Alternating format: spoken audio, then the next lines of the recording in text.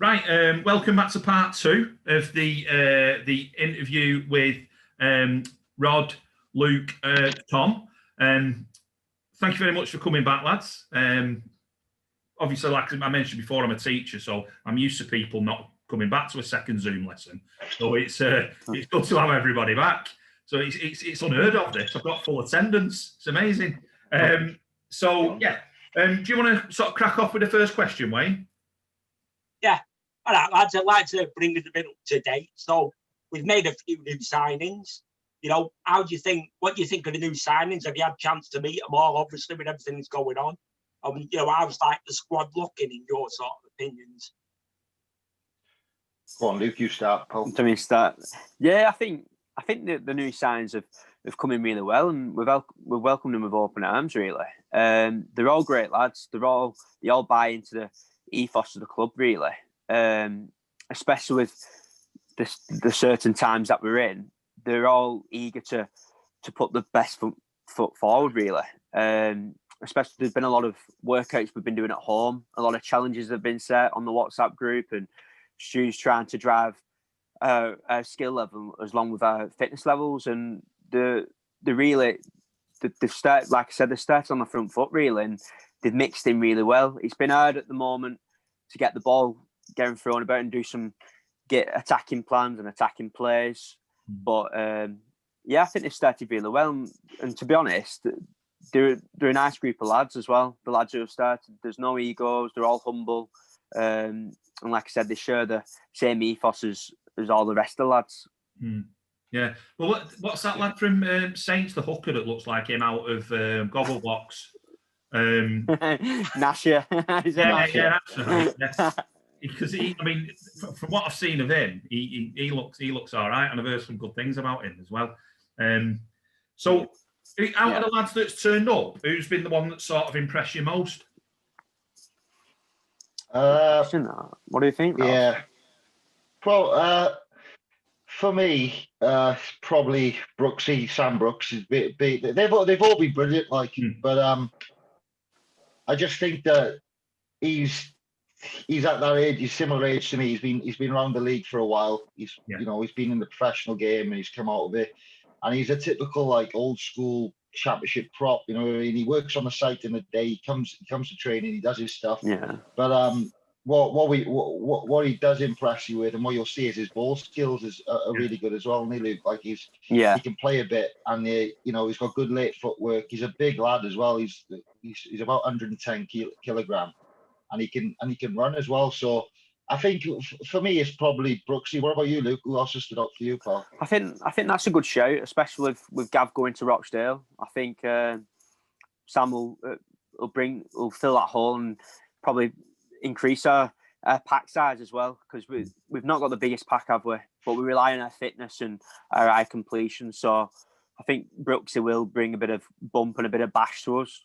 I think Rhodri will be a good addition to us, especially in the tight games. I think his wisdom and his experience will bring us through, really, in his game management, especially in the games where we're playing at the Batley away or the Barrows or the Cumbrian teams, and when we're not necessarily throwing the ball about like we do during the summer in our home games. He can kind of pinpoint them in the corners and put us in good field positions. And I think he can kind of lead us around the park a little bit. I think Ridders will be a good addition to our team. Yeah. I said about Rhodri when we signed him. I said he's one of them players that he might do 2 or 3 seasons with us, but what he puts into place with the young lads will pay dividends in 3 or 4 or 5 seasons time, because he'll bring them his game management, his head. He'll bring out the younger lads like your Nashies and your Gmos and all that. He'll help bring them through. So Geronimo's our latest signing, Gmo. What's that kid like? Because his reel looks outstanding. But like I said in the past, you're not going to put a show reel out if you're getting smashed and knocking on and things like that. So is he as good as he looks? He's very fast, isn't he, Rod? Yeah. He's got very good footwork. He's very fast. Yeah. Yeah. When that announcement came out, an old friend of ours you know him as well. Conor Dwyer messaged me, and he said you've done really well to sign him and Geronimo, and I was like, I said, oh, like that. I heard he sounds good and stuff, and he did say that a lot of championship clubs are after him, but he has family in Manchester, so he chose Swinton, and he wanted to play for the club and stuff. Brilliant. But apparently it's a real coup. So Connor played against him because he played for New Zealand students. So Connor played against him when England went touring there, and he said he was their standout player by a country mile. So he said he was really impressed by him. So hopefully it'll be a good signing. Yeah, I've not run this by Wayne. You what, mate? We'll have to get him on. Yeah, we'll have to get him on so the lads can put in a word for us and tell him he can come and introduce himself to the fans. Yeah, I mean, I sort of took the mick out of his boots when he signed because he had this real sort of smoked pair of pink boots on when, like, in the picture that he had on. And I've not run this by Wayne yet, but I was wondering if like the station roaders might throw a few quid in and we'll buy him a pair of boots, ones that like your pair of black boots, because there's nothing wrong. Trust me, the two lads will say there's nothing wrong with a pair of pink boots. I don't know about that. I'd never wear pink boots. No, I can't. I'd never wear pink boots. No, I can't wear big boots. And you wear pink boots. You rock up in pink boots all the time to five-a-side. That's why I was saying there's nothing wrong with pink boots. The class is what makes the boots, not the colour. You're waiting to be called. So I think honestly, what we'll do, if it's all right with you, Wayne, and we'll see if we can sponsor a pair of boots for Gmo. What do you reckon? We do that. Yeah, we'll do that. Yeah, we'll get him on. We'll get him on and we'll get some nice boots. Yeah. Just nice, plain and simple. Yeah, a pair of black Puma Kings or something like that. No messing about. So other boots are available. So, one thing that you do notice about Swinton teams when you see them is they always look fit.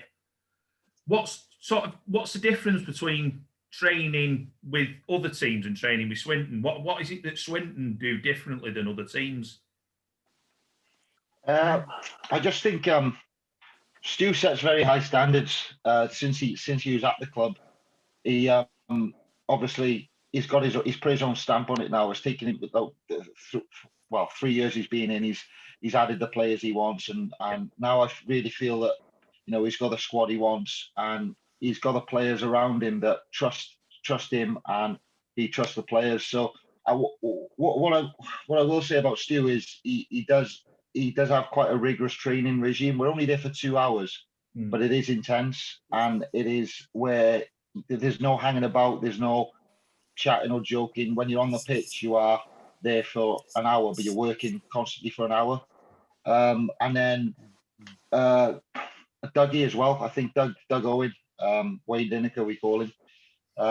He's brilliant, and I think he's got a football background, but and he's probably the fittest 50-year-old I've ever met, because he does everything with us, doesn't he, Luke? And agreed. And the motto is, if you get beat by Doug, which is tough, innit?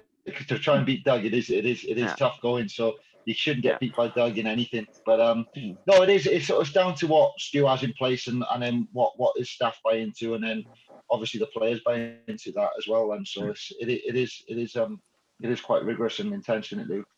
Yeah, I think like Roger said about driving standards. Like I've mentioned before, we're not the biggest pack physically wise, but we kind of finish good late in games. If you've seen last season, and I think that's our fitness showing really. If we aim for an high completion rate, we know we're in and about in every game. But I think a mad one. Our squad and our team is so competitive, and we want to strive for the best. We're doing our 5Ks times, and we're sending WhatsApp, and there's some ridiculous times going in. I'm doing a thought, I'm not too bad here. Then there's someone like Billy Brickle comes in, who's really he's ridiculous, isn't he, Rod? Honestly, you can't get nowhere near him. So we're doing our sessions on Saturdays, and he's flying. And you look at the times, and it's across the board, really. It's even you think of the middles and your props, and you think, oh, they might be a bit behind there, or they might be a bit lazy, but no, they're coming. The fitness levels are really high, and you'll probably see that in our games this year, where, like I said, the last 10 minutes of games were kind of progressing instead of dipping. Some teams might be dipping. And I think that's important for us, and it's important for the way Stu wants us to play. I would imagine as well that helps with all the other lads, doesn't it? When everybody else, like you said, when you see other players are pushing the speed and the times and the strength, it makes you have to step up your game then, doesn't it? And it keeps everybody on the toes. Yeah, well, that's the biggest thing now. There's competition for places and no one's guaranteed to play. So I think we've got such a big squad now. You know, if we're not performing one week, then we shouldn't play the next. So and we've actually got scope to do that way over the last few years. If you have a bit of an off game, they've got really no one else to put in. But now, because we've got such a big squad, I feel that if like say myself, I have an off game. Stu can swap me, or same as Luke. Do you know what I mean? It doesn't matter who you are, or how long you've been at the club, or whatever that is. It's about how you're performing on the day. So I think that's going to be big this year. I feel that we've got a squad of 26 players who are all capable of getting into that 13-man squad. Steve, from my perspective, from the outside, knowing the two lads that I do, not even taking the mick here, I think the hardest thing for them I've seen them firsthand, the dedication that they've had to their training and keeping their fitness levels up. But then they're being disheartened in the fact that the league's starting, the league's not starting, the league's starting, the league's not starting. So you haven't really got that end goal to work towards, but both of them have still kept like Luke sending me that he did like 20, 30K the other day. I don't even do that in my car. Like in one session. So it's the dedication that both the guys have got, and it obviously replicates across the whole squad. And it's the effort that they're putting in. It's just hopefully now they can get back on the pitch to show that fitness. Yeah. So how has that been for you lads? Obviously, with the COVID situation, how was pre-season been? Obviously, I think have you been in training for a bit and then you was out of training for a bit? How has it been sort of, now in that structure, sorry? Yeah, so we did a solid 5 weeks 4 weeks during December, and it felt great. Obviously, we were sticking to COVID protocols, and it wasn't like a normal pre-season, but we were getting our running in. We got a bit of skills in, or quite a bit of skills. Got quite a bit of team playing and stuff. So I'd say in December we were ahead of where we were normally, if you know what I mean. So normal years in December, we'd still be focusing on small things like wrestle tech, stuff like that, which we were still doing, but we were moving on to a bit more game related stuff in December, which is quite early for us as a team. Well, it has been over the last few years. So we were ahead of ourselves really. And that's down to the caliber of players we've got. Do you know what I mean? So we're not having to go back and teach certain things. Everyone's at the similar level. So I feel like we're ahead in December. It's just then the announcement last week was quite disheartening because we trained over Christmas. We went up to Rivington, trained in small groups, social distance and stuff, but we still managed to get a good 8 kilometres up Rivington.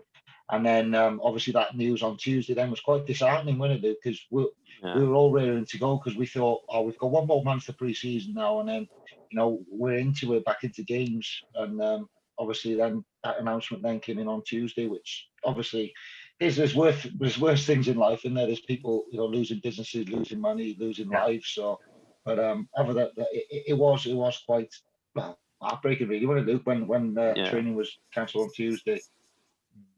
Yeah, like Rod just said, really. I think it's more of a mentality thing and more of an attitude thing. I think we can kind of start a bit more advanced and a bit further ahead due to all the players being competitive and all the players keeping on top of the fitness. So perhaps Stu doesn't need that extra 10 minutes of conditioning. He can kind of focus on our skill levels and playing as a team. So it will be beneficial to us, but like Rod says, it is kind of a stop-start process at the moment, and it's kind of doing things where no one else sees at the moment. Doing your 5Ks, doing your 10Ks, or going on the field, practicing your skill or practicing your kicking game, what no one will take notice of. So it's kind of it's doing the things that now that in the dark, what are going to put us in the light during the summer and when we start back playing, really. Yeah. So have you found Go on, Wayne. Sorry. Go on, Barney. Go on. Right. Have you found that having the sort of the same players being together for a number of years, obviously you all get on really well, because I think everybody can see that. I mean, I've probably got about 500 videos of Luke in his pants on my phone, like singing songs with James. So, Can I just join in about that? How did you get the job as chief dancer in the dressing room? Like, was that natural, or? I think I just get dead excited, dead giddy. I think when we win, and I think, well, I know Stu wanted to make a song for us, so we did our LA, and I thought we'll create some lyrics for try to get the ball rolling and get everybody G'd up, because we need to make sure it's happening often. We want it to happen every week, so if we can create a buzz and celebrate when we do win the games. So I don't know what happens. I think me and Rod egg it on, then the top comes flying off, then the protein shakes start flying about. It's just got to create that buzz, really, to get that team ethos going. But yeah, I love it, me. I do. Yeah, I can vouch for that as well. Luke does not need any egging on. Doesn't even need the protein shake to start him off. He'd have been in at half time doing it if he could. Brilliant. We did mention off camera before. Sally, we did mention off camera before. There was an incident at Sheffield away where I was originally going to the loo, and Josh Barlow ended up dragging me or driving me into the players' dressing room, and that was the first sign of seeing as Luke's dancing. I just barged the way in. Luke's round the corner, going for it big time. Yeah. No, it's a good win, that. I remember that win. It was a nice day that day, wasn't it? It was. Yeah. Remember that.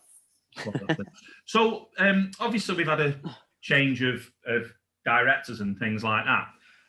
Does that have an impact on you players? Or is it just business as usual and you don't even sort of, it doesn't even give you a second thought? I think one thing that I will say that I think this change is having someone like Steve, who's Swinton Lions through and through. You know what I mean? He bleeds blue, doesn't he? And like someone like him that we all know personally, like, if there's something wrong, like with the wages or anything like that, or not that there has been recently, anyone will text him. Luke's probably texted him, in the last month or so. So he's so like easy to communicate with. Having someone like that who's overseeing things, and then obviously like with Stu's guidance and stuff like that, and you see him down at training, don't you, Luke, and see the directors down at training quite a bit. I just think that it doesn't really bother us, because we know we're in good hands, really, because we know that the directors have that passion, the same passion as we do for Swinton Lions. So where in the past, you could question that. Yeah. It's funny you say about communication, because they both blocked me on Facebook. I don't know why. Got a fair idea why, if I'm being honest. But yeah. So going back to sort of playing and that sort of thing, you've mentioned Cumbria, and it's always difficult to go up Cumbria. I mean, it's even difficult to go up to Cumbria as a fan. But what teams do you hate playing against? What teams do you look at in the fixture list and go, "Oh Christ, we've got them this week"? On Luke, I know about mate. So it's difficult for us, because we can the teams we should really not necessarily fear, but we kind of know that it's going to be a tough game. We kind of do well against them. Yeah. So like your big four, like your Featherstone, your Lees, and your Toulouses, we kind of we turn up and we kind of raise our game a little bit. Yeah. I think sometimes we get a bit complacent against teams who in and around us. So you like your Dewsburys and your Batleys, and I think at times if we're not on our game, especially with their forward packs, they tend to be a lot bigger than us, probably a lot heavier. And if we don't complete our games, basically, if we don't complete our sets, it's going to be a long day, because we're going to be constantly defending. So I would say kind of the tougher games, if we're not on our game, probably the Batleys away, Rod. Yeah, the kind of the Dewsburys away, because I've I've played at Batley so many times, and I don't think I've still not won away yet. No, that's I'd back you up there. Batley You away. got sent off, Rod. Yeah. Pardon? Where was the one you got sent off? Would you say them? Oh, gosh, I don't know where that one was. Oh, that was Dewsbury. It was not Whitehaven, Dewsbury. Yeah, one of them. But no, like I'd agree with Luke there. I think a lot the old championship motto is, I hate going up Cumbria and stuff like that, but I actually quite like it. You know what I mean? It's actually, I was saying at the start of the year, it's actually it's it reminds me of Wales going back up there. So it's like going up there up to Cumbria. I quite enjoy it, and I spent a bit of time up there earlier on in my career, and they're great people up there. I don't know what you think as fans, like, but they are, they're so welcoming up there, and it is always a tough game up there, but we fared quite well up in Cumbria, haven't we, recently? But I think Batley is the one that I don't necessarily hate playing there, because I actually enjoy playing against them. It's just the fact that we can never seem to grind out a win, and it's a bit of a, because it's one of the ones that we beat them at home, but we never beat them away. Where someone like Featherstone, who was spending 3-4 times the amount of money as we are, we're not really expected to win the games there. But going to Batley, we're expected to win, and we don't do too well there, do we, Luke? I think it's that hill. No. I think it is that hill. I think as well, what helps, Rod, going home on the way Cumbria after a win, that coach drive is fantastic. That 2 hours, it gets all the lads together, and we can have a good drink. Yeah. Brilliant. You want to try getting on as supporters coach. Now that is fantastic. We'll have to mix it. The rain, that is mayhem. Yeah, I can imagine. I was saying I don't drink during term time because I just can't keep my head on work if I've got an hangover and stuff like that. So during term time, I don't drink. So I love the games that always on the Sunday of the first of half term and term and stuff like that. Because then I can and I can I don't drive, I drink, and it's game on. So I love them games. I mean, this is the first time I've seen 4 teachers after 9 o'clock. Dan already done 2 bottles of wine in. So I think it's great. Stereotypical that way, don't be mean. Sorry, I'll take it back. So let's get it back on track. You both mentioned fans, and Tom's mentioned fans because he's seen the other side of them. But you both mentioned sort of Swinton fans, and I think that's one thing that we're seeing. A lot of the players are saying that they sort of enjoy playing at Swinton because of the fans. Do you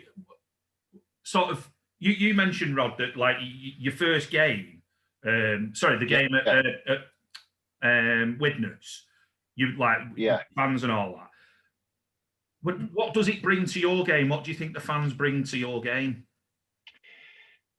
I just think that knowing them personally is a big thing. So you finish your game, you go up and have a beer, and they're there, and whether it's a defeat or a win, they're there, and you can tell they care for you. Do you know what I mean? Where when you're part of a big club, I'm not saying the fans don't care for you there, but you don't notice it as much. When I mean big club, I mean a club like Wigan, who's got 30,000 in every week. You don't really notice that, but when you got a close knit group of fans who they do everything for the club, and the amount of times that we've been in situations since I've been to the club where we're on the brink, and then the fans have bailed us out has been 3 or 4 times. So I just think that really sticks with you as a player, knowing that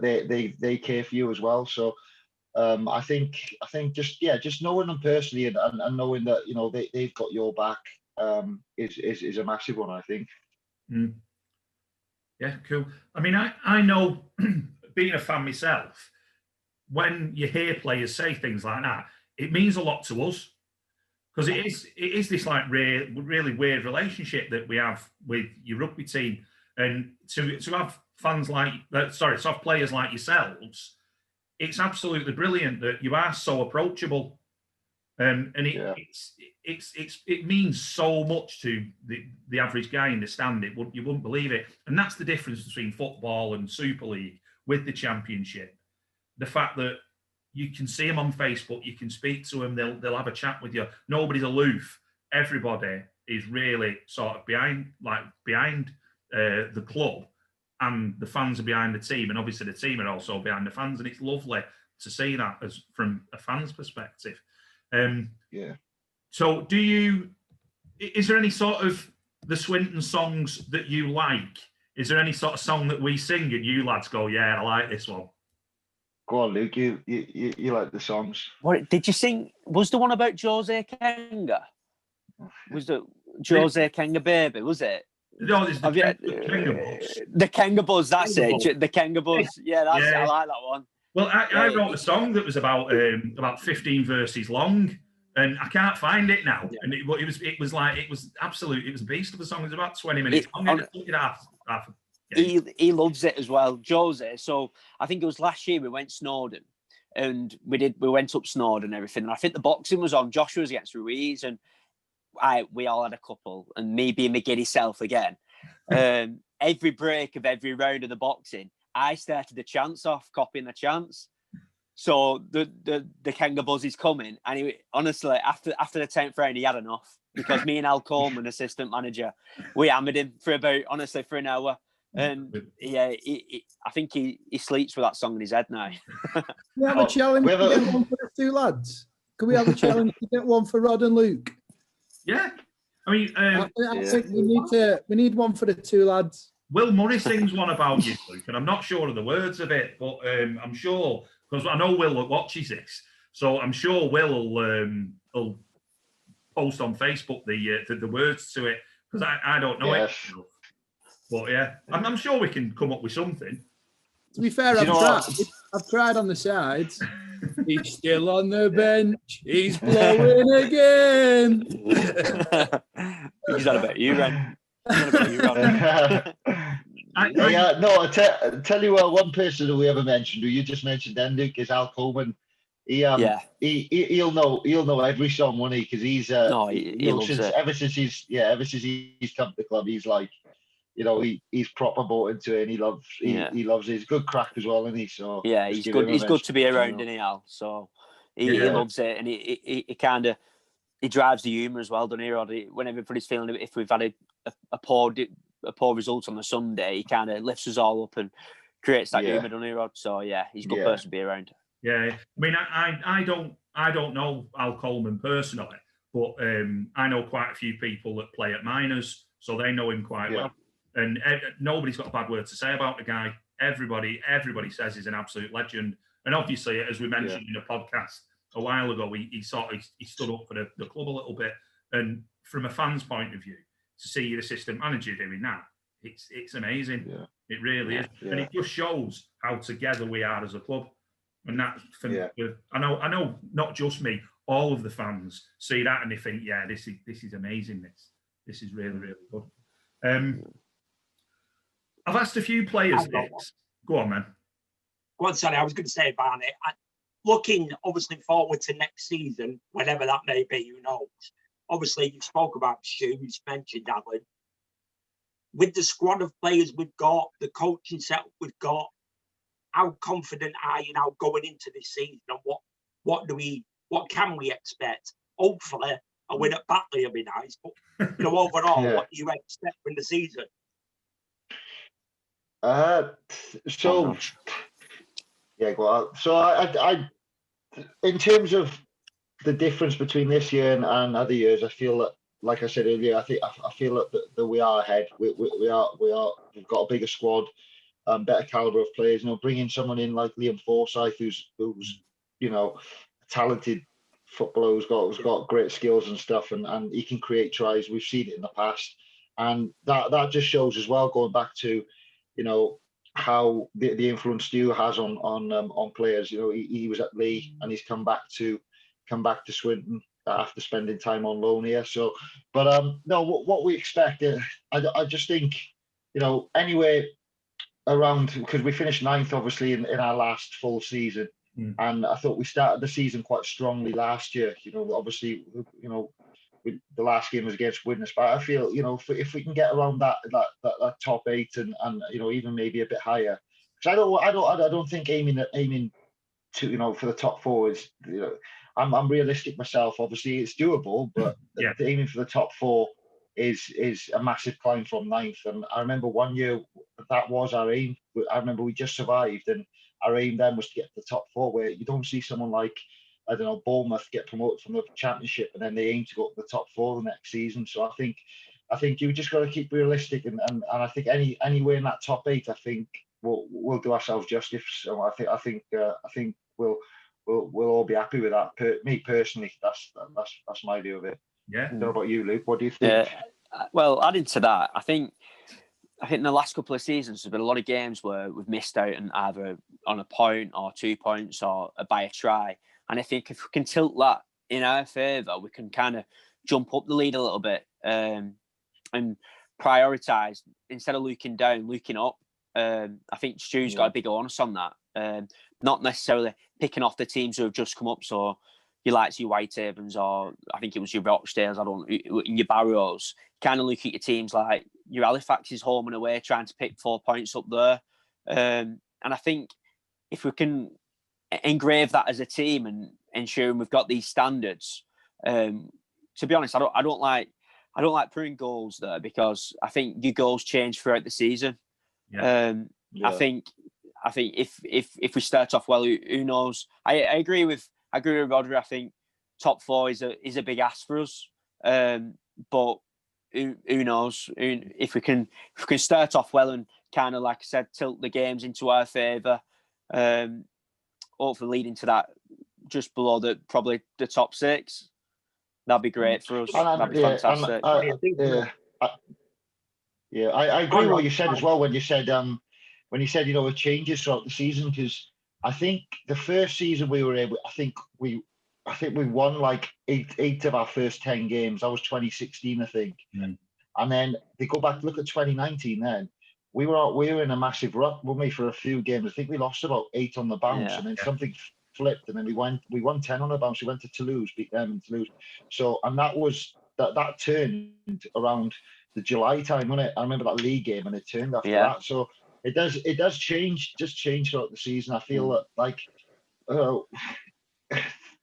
everyone wants to hear, where do you think we'll finish? But you can't really.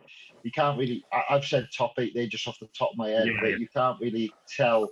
It depends how other teams go as well, because the way other teams are recruited. But I honestly think that this year we can finish the highest. Swindon has finished for, we can better the 9th spot by a couple of places, I feel.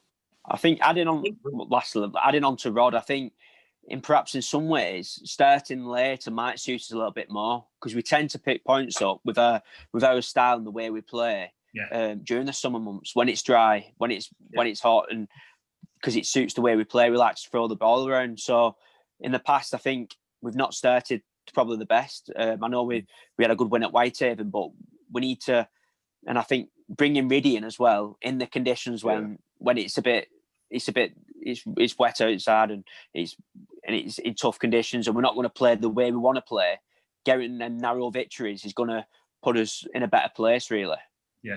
I think it's exactly right. From a fan's point of view, like say, Swindon, for the certainly last, not the season, didn't really happen, but the one before, as you said, even the games we was in, or even the games we didn't win, we was in the games, weren't we? And like I say, hopefully a player like Bridgeyard and everybody having that extra season together with the other players we brought in, if you can turn an handful of them close losses round, that makes a big difference in your position, doesn't it? Yeah, no, 100%. Yeah. Right, we've only got 1 minute and 5 seconds left on our free call again. And because I was tight tramp, I'm still not buying it. We'll leave it here for now then, lads. Thank you very much for coming on. If it's all right with you, we'd love to have you back on next over the course of the season. It'd be absolutely amazing to have all 3 of you back on. That'd be brilliant. So no problem, that'd be great. Seriously, you don't know how much it means to us for you to do this for us. So thank you. You're welcome. Definitely. No worries. Thanks for coming on, lads. Yeah. Been a blast. Cheers. Yeah, right. Thank you very I'll see much. all Stay soon. safe. Take care. Well, Bye-bye. thank you. Ta-ra now. Bye. Ta-ra.